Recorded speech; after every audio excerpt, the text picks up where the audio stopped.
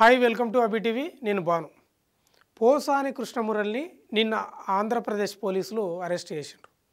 అన్నమయ్య జిల్లా ఓబులవారిపల్లెలో పోసాని కృష్ణమురళిపై కేసు నమోదైంది. పెట్టింది జనసేన కార్యకర్త. అంటే సినీ ఇండస్ట్రీలో వర్గ విభేదాలు సృష్టించే విధంగా మాట్లాడుతున్నాడని జనసేన అధినేత పవన్ కళ్యాణ్ డిప్యూటీ సీఎంపై అనుచిత వ్యాఖ్యలు అంటే బూతులతో రెచ్చిపోయిండు కాబట్టి కేసు పెట్టినారు అక్కడ.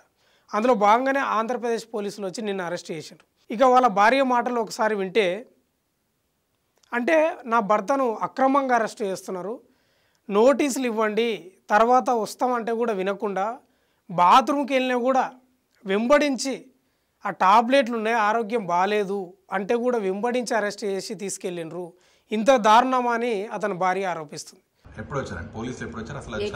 85 బెల్ కొట్టారండి. బెల్ కొడితే ఆయన వెళ్ళి మురళి గారు వెళ్ళి తలుపు తీస్తే మేము ఆయన తెలిసిన వాళ్ళు ఎవరైనా వచ్చారేమో అని చెప్పేసి నేను ఇటు రాలేదు. అందులోకి అరెస్ట్ చేస్తున్నామని అట్లా ఈయనేమో నోటీసు ఇచ్చాడని నేను రేపు వస్తాను, నాకు హెల్త్ బాగాలేదు, రేపు హాస్పిటల్కి వెళ్ళి తీసుకొని డాక్టర్ చూపించుకొని నేనే వస్తాను, తప్పకుండా నన్ను నమ్మండి అని అన్నారు. అంటే లేదు మేము తీసుకెళ్ళిపోతాము అని అంటున్నారు.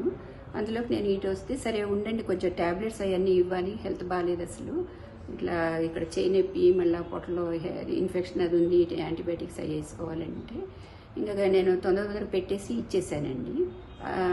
ట్యాబ్లెట్స్ ఇంకా కొన్ని ఇవ్వలేదు, మర్చిపోయాను. అంటే మా డాక్టర్ చూసుకుంటారులేండి, మేము అక్కడ చూసుకుంటానే మా డాక్టర్ చూస్తారు, అక్కర్లేదులేండి అని చెప్పి ఇంకా తీసుకొని వెళ్ళారండి తొందరగా.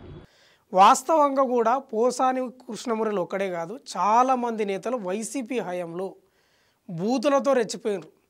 ఏకంగా అసెంబ్లీలో చంద్రబాబు నాయుడు సతీమణిపై కూడా ఆరోపణలు చేసినారు. అంటే ఆ స్థాయిలో బూతులతో రెచ్చిపోయారు కాబట్టి ఈరోజు వాళ్ళు ఆ స్థితికి వచ్చారు వైసీపీ నేతలు. ఆంధ్రప్రదేశ్లో రెడ్ బుక్ పాలన నడుస్తుందా అంటే నడుస్తుందని వైసీపీ నేతలు ఆరోపిస్తున్నారు.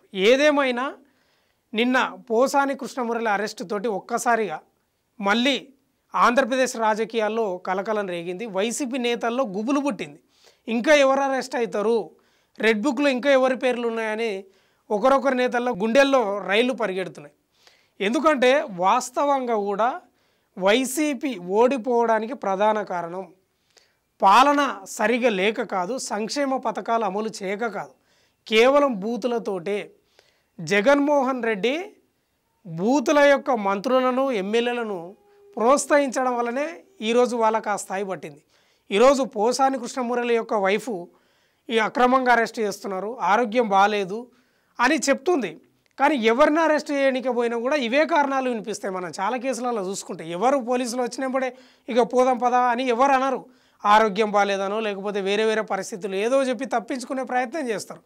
ఇవన్నీ పోలీసులకు తెలుసు కాబట్టే పోసాని కృష్ణమురళిని టాబ్లెట్లు కూడా తీసుకొని, వాళ్ళ భార్య ఇచ్చిన టాబ్లెట్లు తీసుకొని డాక్టర్ చూసుకుంటారు, మేము మంచిగా చూసుకుంటాం పోసాని కృష్ణమురళిని, డాక్టర్తో చూపించని భరోసా ఇచ్చి అరెస్ట్ చేసిండ్రంటే ఏ స్థాయిలో ఉందో వైసీపీ నేతల అరాచకాలు అప్పట్లో అర్థం చేసుకోవచ్చు మనం.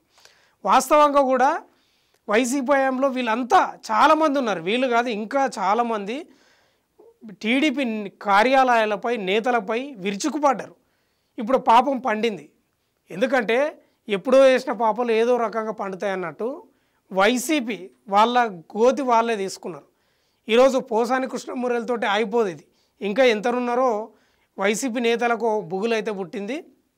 ఇక అటు వల్లభనేని వంశీపై కూడా పలు రకాల కేసులు నమోదవుతున్నాయి. ఇక కస్టడీ కూడా తీసుకున్నారు, విచారిస్తున్నారు. ఏదేమైనా వైసీపీ హయాంలో బూతులతో రెచ్చిపోయిన నేతలకు ఇప్పుడు గడ్డు కాలం ఏర్పడ్డది, ఊచలు లెక్క పెట్టే పరిస్థితి ఏర్పడ్డది. మరి ఇప్పటికైనా జగన్మోహన్ రెడ్డి ఏమైనా జ్ఞానోదయం కలుగుదో తెలియదు, కానీ మొత్తం మీద అయితే జగన్మోహన్ రెడ్డి మీరు చేసిన సంక్షేమానికి మీకు మంచి సీట్లే రావాలి, కానీ ఘోరంగా ఓడిపోవడానికి ప్రధాన కారణం బూతులే అని ఆంధ్రప్రదేశ్ ప్రజలు అంటున్నారు. మరి ఇప్పటికైనా జగన్మోహన్ రెడ్డి కళ్ళు తెరుస్తాడో లేదో కానీ ఇక అరెస్ట్ల పర్వం అయితే కొనసాగుతుంది. ఇంకా ఎంతమంది ఉన్నారనేది కూడా వైసీపీ నేతలు ఎదురు చూస్తున్నారు, గుబులు పుడుతుంది. సో ఇలాంటి పొలిటికల్ న్యూస్ కోసం చూస్తూనే ఉండండి అబి టీవీ.